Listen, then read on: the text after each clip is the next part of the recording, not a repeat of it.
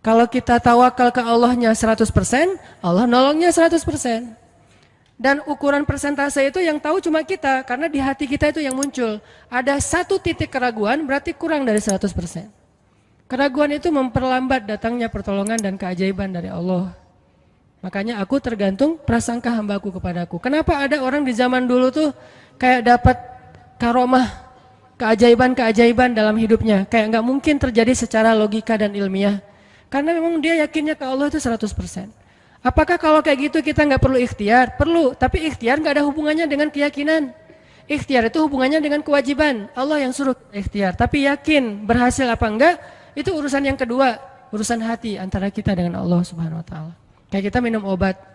Tentunya kita harus beli obat yang paling bagus, dokter yang paling recommended, yang spesialis. Oke, itu ikhtiar. Tapi kalau sampai hati kita terlibat dengan ikhtiar itu, meyakini bahwa kalau ini pasti sembuh, kalau ini kayaknya nggak ada harapan, soalnya dokter juga nggak ahli, berarti hati kita sudah terpaut dengan makhluk dan berarti sudah berkurang yakinnya kepada Allah. Saat itu kita tidak akan melihat keajaiban. Yang terjadi dalam hidup kita saat itu apa? Hal-hal yang ilmiah. Kenapa kita hanya ngalamin hal-hal yang ilmiah? Karena kita yakinnya kepada hal yang ilmiah. Kenapa ada orang yang ngalamin hal-hal yang sifatnya miracle? Karena dia yakinnya kepada mukjizat. Yakinnya kepada aun atau pertolongan dari Allah Subhanahu Wa Taala. Jadi bukan kita tidak berikhtiar, ini bab a'malul qulub, amal hati. Apakah hati kita yakin nggak sama Allah Subhanahu Wa Taala? Dan Umar mendengar cerita itu semakin yakin sama Allah. Makanya nanti muncul kasus di zaman Umar tuh luar biasa. Ini presiden kalau imannya 100% ke Allah, ada masalah di negaranya tuh dia tinggal bilang ya Allah beres tuh masalah. Jadi di Mesir waktu itu ada musim paceklik sampai sungai Nil tuh hampir habis tuh. Sehingga air sungai Nil nggak mengalir lagi ke ladang-ladang jagung, gandumnya orang-orang Mesir. Dan orang Mesir yang dulunya menyembah anak sapi betina mulai syirik lagi nih. Mulai berpikir kalau kayak gini mah sama aja, setelah Islam datang kita tetap aja susah, paceklik, mending kita doa lagi ke nenek moyang kita, dewa-dewa yang dulu. Gubernur Mesir yang namanya Amr bin As waktu itu ngirim surat kepada Umar ke Madinah. Ya Amirul Mukminin, Mesir sedang diuji oleh Allah dengan kekeringan dan masyarakatnya hampir syirik. Kami mohon bantuan dari pusat, dari Madinah untuk membantu bagaimana mengatasi kekeringan di Mesir.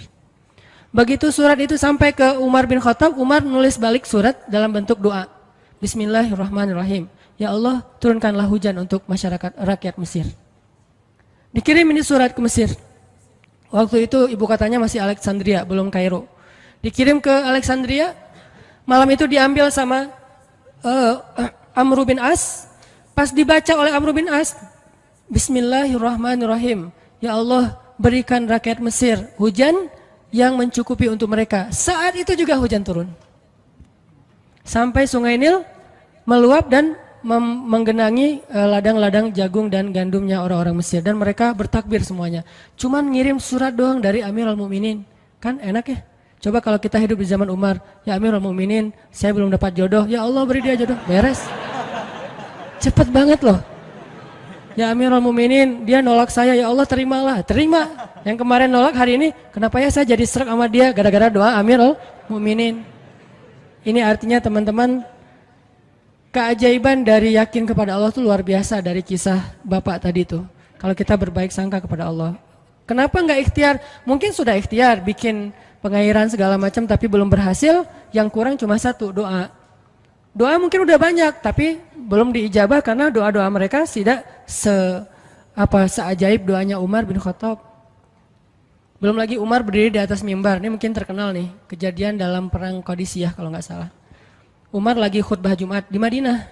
Kaum muslimin lagi berperang di Irak melawan pasukan Persia, perang Qadisiyah namanya. Irak Madinah tuh kan kalau naik pesawat sekitar 2,5 jam, 3 jam, jauh tuh. Jakarta Medan lah, jauh. Nah, Umar lagi khutbah di atas mimbar, sholat Jumat, tiba-tiba tema khutbahnya tuh ganti gitu. Lagi ngomong tiba-tiba beralih tema. Wahai kaum muslimin, naiklah ke atas bukit itu, baliklah kalian mundur-mundur gitu. Jadi Umar tiba-tiba kayak ngomongin sesuatu yang gak nyambung. Orang-orang heran, nih Umar kenapa? Oh ya udah biarin, namanya juga Umar gitu kan. Dia punya Mungkin dia ngelihat setan atau apa, setan kan takut sama Umar. Diem.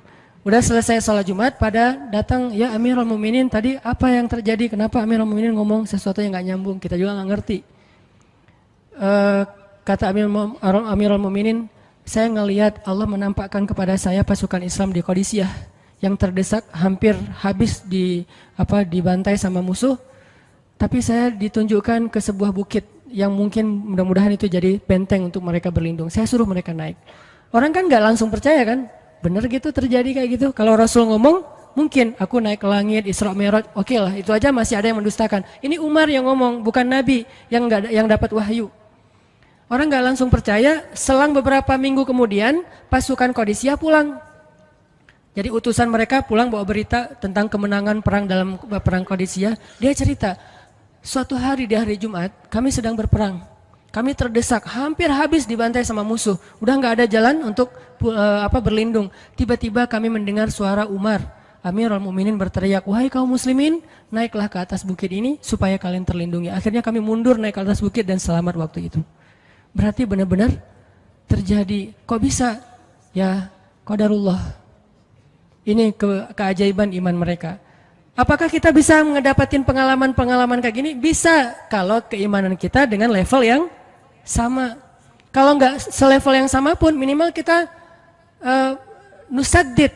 Kalau kita tidak bisa sama persis, minimal kita berusaha untuk nuqarib, berusaha untuk pengalaman kita nanti walaupun nggak sama persis, mirip-mirip dengan pengalaman mereka. Lagi-lagi bukan berarti tidak berikhtiar.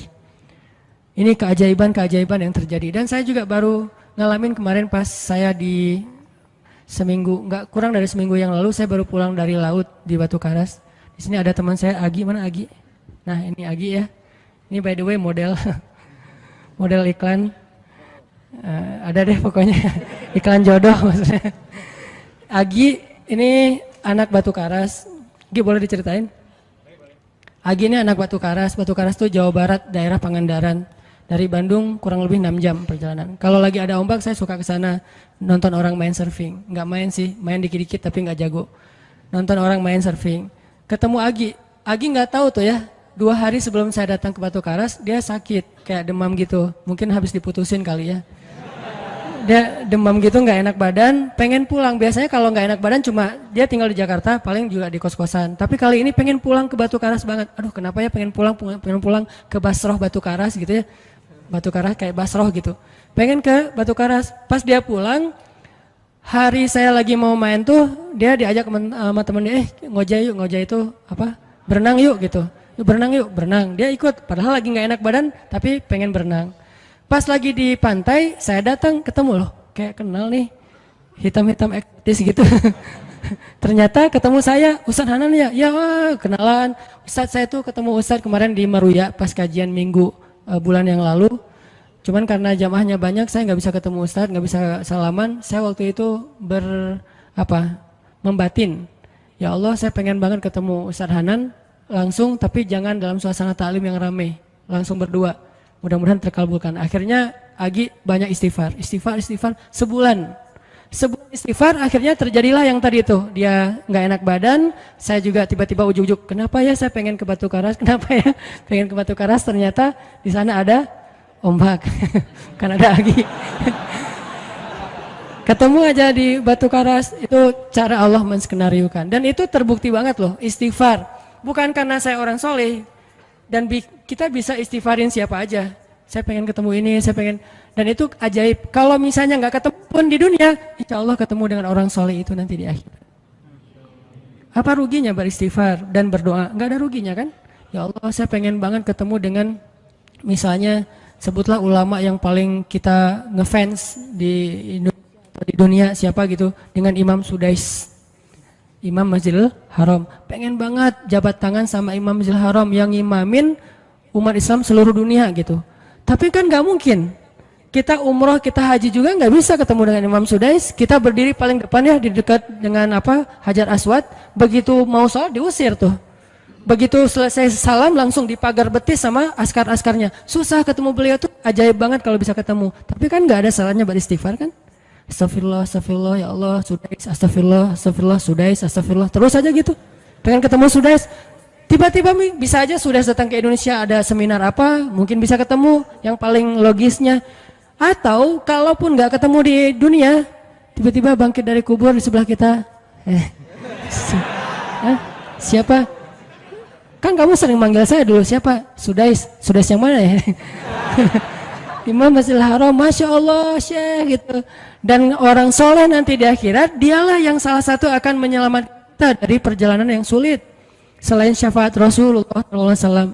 Jadi kalau disebut nama Nabi kita spontan ya, Sallallahu Alaihi Wasallam. Kalau perlu bahkan kayak respect banget gitu. Kalau disebut nama Nabi langsung Sallallahu Alaihi Wasallam karena luar biasa jasa Rasulullah. Yang jelas selain Rasulullah Sallallahu Alaihi Wasallam, nanti ulama-ulama orang-orang soleh juga bisa nolongin kita di akhirat. Jadi kalau kita doa ya Allah pengen banget ketemu si Fulan, Syekh Fulan, Ustadz Fulan, Kiai Fulan. Kalau nggak ketemu pun di dunia, pasti ketemu di akhirat. Yang jelas harapan kita nggak mungkin Allah abaikan gitu aja, nggak mungkin. Pasti Allah kabulkan. Cuman Allah kadang-kadang menggunakan cara yang lebih baik daripada yang kita pernah bayangin. Ketemu beliau di dunia paling cuma selfie. Tapi kalau ketemu di akhirat dibawa selamat di sirat yang panjang, lebih mending mana? Ketemu nih dengan seorang ulama, orang soleh yang kita ngefans banget nih. Pokoknya saya pengen banget selfie sama beliau ya Allah. Apalagi kalau orang soleh itu followersnya banyak misalnya ya. 1.100.000 sedikit itu mah, banyak model yang 17 juta 19 juta. Pengen followersnya nambah kalau selfie sama beliau, cuma nambah followers. Tapi kalau ketemunya di akhirat, nambah apa? Nambah derajat, naik level. Kita jadi selevel dengan masuk ke level beliau, padahal kita mah malahnya nggak selevel gitu. Kenapa? Karena dibawa sama beliau. Orang soleh itu kalau mau masuk surga, teman-teman nyari teman-teman yang mencintainya di dunia. Ya Allah, mana Fulan, dia mencintai saya di dunia. Ya Allah, mana Fulan, dia mencintai saya di dunia. Allah bilang, dia masih tuh di sidang, belum beres-beres, sudah sidang ke-30 misalnya. Kan sidang di dunia aja satu kasus berpuluh-puluh kali kan, gimana sidang akhirat lebih berat lagi tuh. Ya Allah, tolonglah dia, selamatkan dia karena saya mencintainya selama di dunia karena Engkau. Akhirnya orang-orang soleh pada balik lagi dari surga, balik lagi ke padang mahsyar. Demi ngapain? Demi menyelamatkan orang-orang yang mencintai mereka semasa di dunia. Datang ke padang mahsyar, cari ke bagian informasi. Tolong dong yang namanya ini gitu, panggilin. Perhatian-perhatian, Hanan At-Taki dipanggil sama Syekh siapa gitu. Saya dipanggil, datang aja. Mas, saya yang dipanggil, benar Hanan At-Taki? Ya, mana coba buktinya? Aduh, saya lupa bawa kartu nama. KTP misalnya. Udah pasti tahu lah ya malaikat sama kita. Udah masuk aja. Tuh ada yang nungguin di business lounge gitu. Jadi ada VIP lounge-nya gitu kan. Oh, saya boleh masuk VIP lounge-nya. Masuk ke VIP lounge. Udah sampai di sana udah ada makanan segala macam, mereka lagi duduk. Kayak asa kenal nih, siapa ya? Dekat Hanan ya? Ya, wah kita sering ketemu dalam doa. Wah, akhirnya pelukan. Ada apa Syekh? Yuk ikut saya ke surga, kan enak banget kan? Terus sidang saya gimana? Udah beres, diberes sama teman-teman saya di sana. Saya banyak teman di dalam gitu. Saya banyak. Beres kan? Di dunia aja bisa gitu, masa di akhirat gak bisa? Tapi dengan seizin Allah dan Allah ridho dengan kebaikan-kebaikan itu. Jadi nggak ada sia-sianya juga kita. Kan dulu saya pernah cerita yang Imam Ahmad bin Hambal kan yang pengen banget ke Basrah, dan itu ternyata terjadi juga sama Agi. Dan terjadi juga sama salah seorang driver ojek online di Bandung. Baru 2 bulan yang lalu kejadiannya.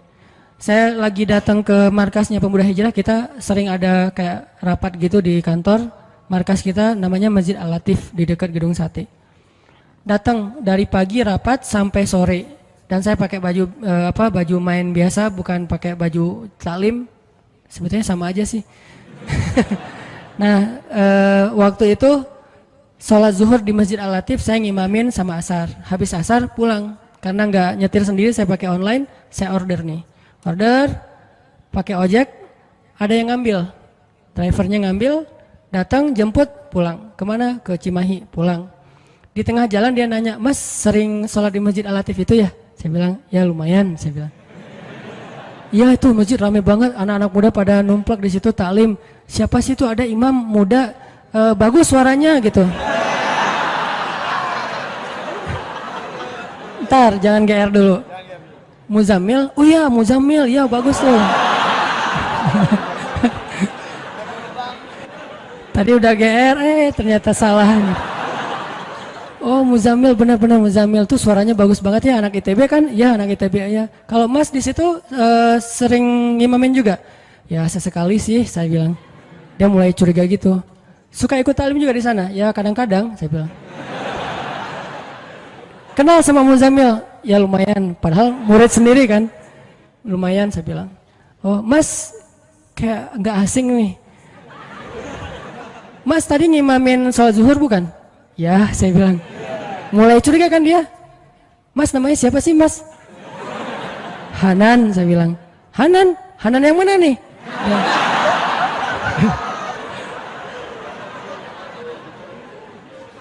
Saya bilang Hanan Taki. Wah langsung oleng dia mah.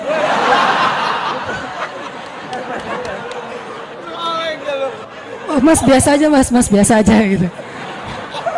Ini benar Ustaz Hanan Taki, benar. Masya Allah, ya Allah, udah gitu kayak terharu gitu, heboh, semua orang pada ngelihat lampu merah lah gitu ya, pada ngelihat semuanya.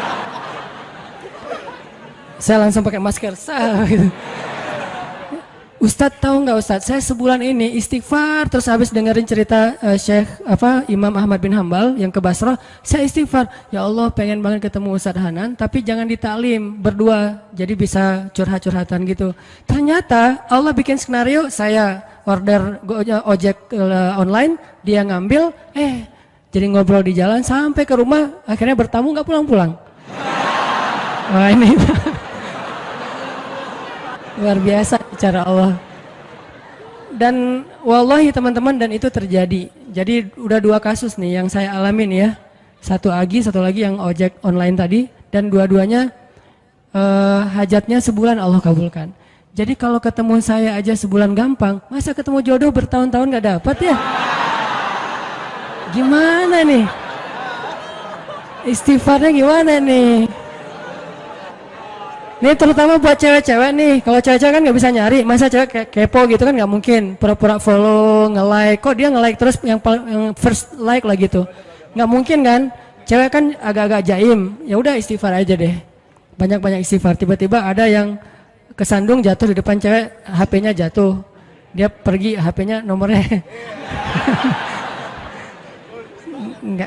Nggak penting sih ceritanya. Pokoknya ada.